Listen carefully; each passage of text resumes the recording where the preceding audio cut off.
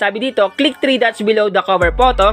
Sunod, select Find Support or Report Profile. Hanapin nyo doon yung Find Support or Report Profile. Pag mahanap nyo na at naklik nyo na, choose something else or pindutin nyo guys yung something else doon. Then click next. Sunod, click recover this account and follow the steps.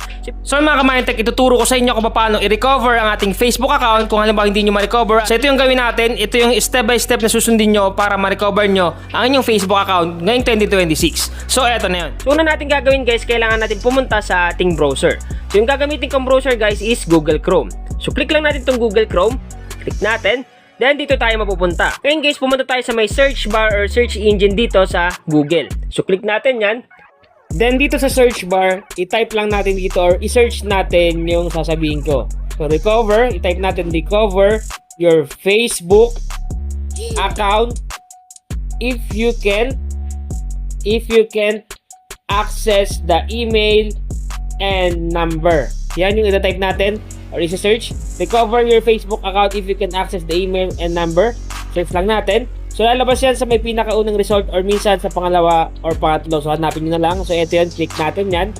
Then once na maklik na natin guys, dito tayo mapupunta. So nakalagay dito guys yung mga step by step na mga tips nila kung paano ma-recover yung Facebook account natin. Kung hindi man natin maalala yung mobile number natin or yung email na nilagay natin doon or yung password, walang problema kasi nga meron silang mga options dito or mga tips para ma-recover yung Facebook account natin. Sunod natin gagawin is scroll down lang natin. Sa pinakababa guys, hanapin nyo yung may related articles. So ito yun. Then kung mapapansin nyo guys, meron dito mga options kung paano i-recover yung ating Facebook account. Yung pipiliin natin dito guys is yung recover your Facebook account if you can plug in.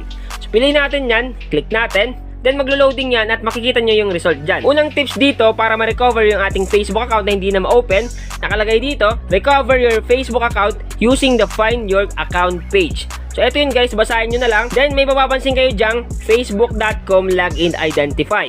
So yan yung i-click natin. Click natin yan. Guys, kung maalala mo pa yung mobile number mo, mas maganda. Pero kung hindi mo na maalala, email na lang yung gamitin mo. Nakalagay dito sa baba, search by your email or name instead. So kayo bahala guys, kung ano yung natatandaan nyo, yun yung ilalagay nyo dito. Kung number man yan, email, or pangalan nyo sa Facebook, ilagay nyo na para ma-recover natin yung ating Facebook account. In case mo na nalimutan mo yung number mo or email, walang problema. Ilagay mo lang dito guys yung name mo sa Facebook mo. So halimbawa guys, nalagay mo na, click mo lang tong search button dito.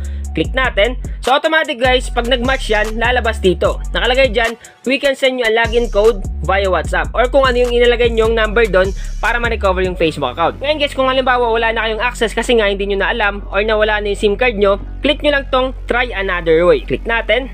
Once na maklik mo na, lalabas dyan yung mga mobile number or yung mga email na nakasave dun sa Facebook account mo. Take note guys ha, minsan kasi wala na nakalagay dyan kasi pinapalitan ng halimbawa may nag-open ng Facebook mo, pinalitan na nila yung recovery number or recovery email, walang problema guys. I-click mo lang dito yung no longer have access to this. Once click mo yan, automatic hihingan ka dyan ng email at doon nila isisend yung update para ma-recover mo yung Facebook account mo. So yun yung unang paraan para ma-recover natin yung ating mga Facebook account. So back natin, balik tayo dun guys sa may kanina.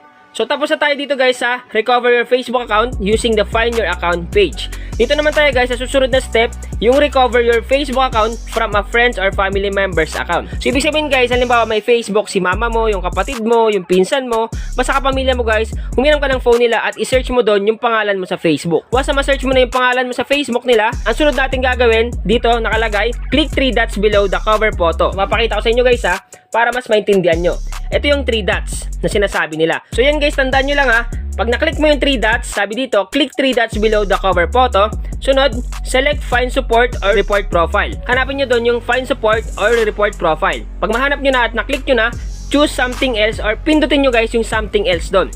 Then click next. Sunod, click recover this account and follow the steps. So ibig sabihin guys, pwede mo pa rin ma-recover yung account mo gamit itong steps na recover your Facebook account from a friends or family members account. Guys, disclaimer ha, hindi ako sure na gagana talaga sa inyo to. Pero mas maganda na subukan natin yung mga steps or mga tips dito para ma-recover yung ating Facebook account. Kasi kung wala tayong gagawin, hindi talaga ma-recover yung ating Facebook account. Mas maganda na subukan natin yung mga tips dito na binibigay ni Facebook para ma-recover yung ating Facebook at ma-open ulit natin.